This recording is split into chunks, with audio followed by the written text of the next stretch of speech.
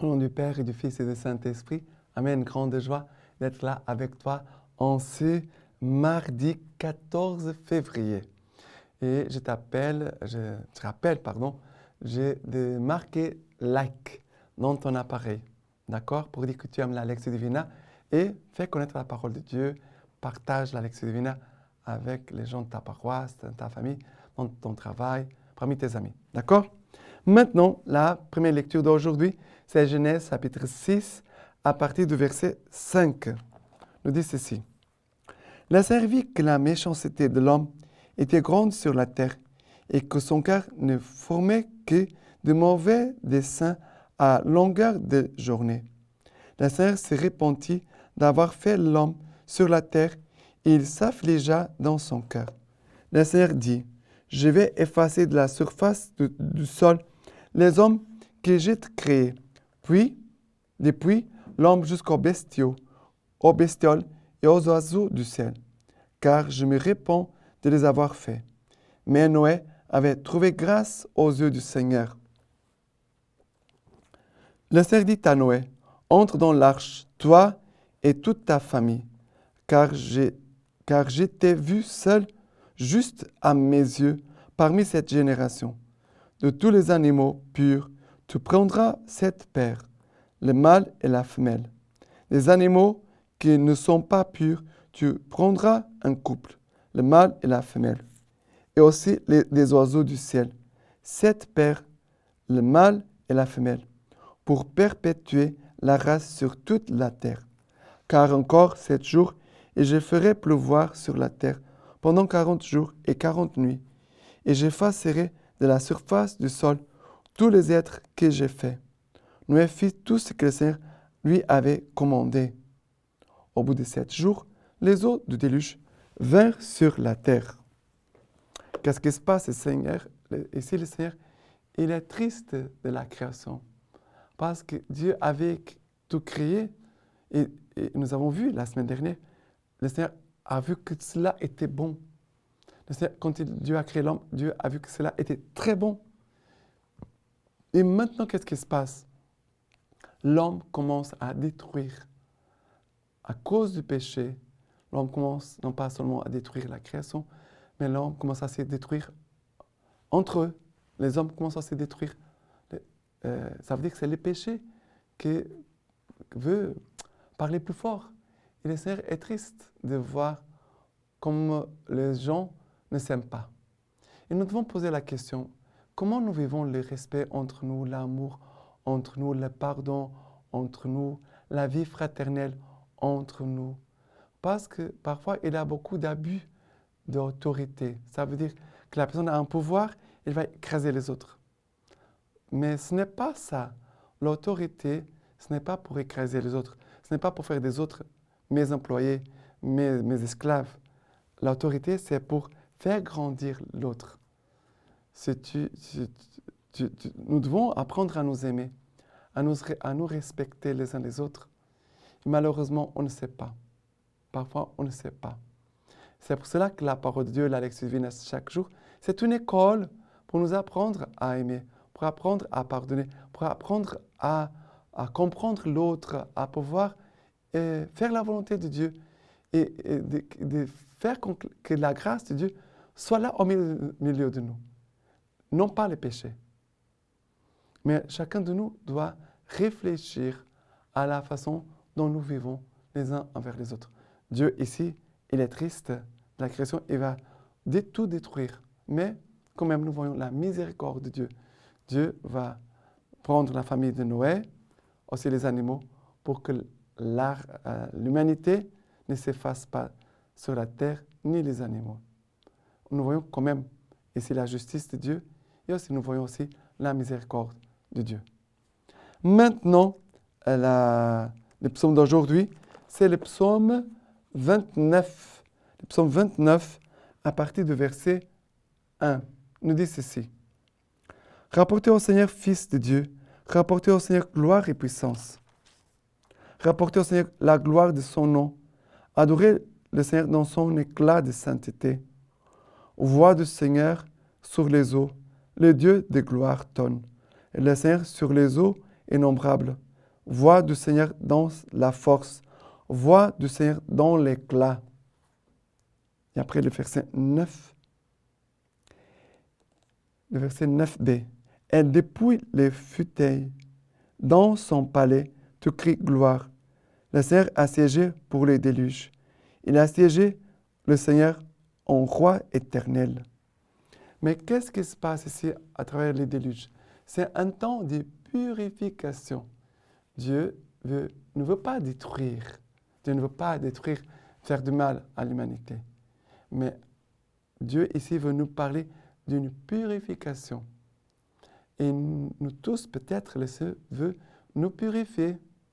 Et parfois, il a les larmes de repentir de nos péchés pour nous purifier de notre péché. Les larmes, parfois même de la souffrance. Parfois, le péché nous fait souffrir. Les péchés viennent toujours sur nous. Ce n'est pas seulement le péché envers les autres, mais les péchés aussi reviennent vers nous aussi. Et les péchés, parfois, nous font pécher pour qu'on puisse vraiment regretter les péchés que nous avons faits. Mais aussi, je pense à l'eau de notre baptême. Nous devons demander les grâces de notre baptême pour que le Seigneur puisse nous purifier de notre péché. Et bien sûr, la confession, c'est un moment aussi de purification de notre péché. La prière remplie de repentir, les regrets, mais aussi la confession, la contrition de nos péchés. De dire tous nos péchés dans la confession et de recevoir le pardon et la paix. D'accord? Maintenant, l'évangile d'aujourd'hui, c'est Marc chapitre 8, à partir du verset 14. Ils avaient oublié de prendre des pains et ils n'avaient qu'un pain avec eux dans la barque. Or, il leur faisait cette recommandation. Ouvrez l'œil et gardez-vous du levain des pharisiens et du levain d'Hérode. Et eux de faire entre eux cette réflexion, qu'ils n'ont pas de pain. Le sachant, il leur dit, pourquoi faire cette réflexion que vous n'avez pas de pain? Vous ne comprenez pas encore et vous ne saisissez pas? Avez-vous donc l'esprit bouché, des yeux pour ne point voir et des oreilles pour ne point entendre? Et ne vous rappelez-vous pas quand j'ai rompu les 5 pains pour les 5000 hommes? Combien de couffins pleins de morceaux vous avez emportés? Ils lui disent, 12. Et lors des 7 pour les 4000 hommes, combien de corbeilles pleines de morceaux avez-vous emportés? Et ils disent, 7. Alors il leur dit, ne comprenez-vous pas encore? Alors qu'est-ce qui se passe? Jésus ici, il est en train de parler de l'hypocrisie. L'hypocrisie, ça veut dire faire du théâtre. Je fais semblant d'être pieux, je fais semblant d'être humble, je fais semblant... Ça veut dire que c'est des mensonges, ce n'est pas la vérité. Et Jésus parle des pharisiens qui étaient des hypocrites. Ils n'étaient pas vrais. Ils n'étaient pas des vrais religieux. Ils n'étaient pas des vrais fidèles. Et cela nous provoque pour nous poser des questions à chacun de nous. Mais est-ce que je suis en train de vivre comme les pharisiens, d'une façon hypocrite? Ça veut dire que je parle, je dis les choses, mais je ne vis pas.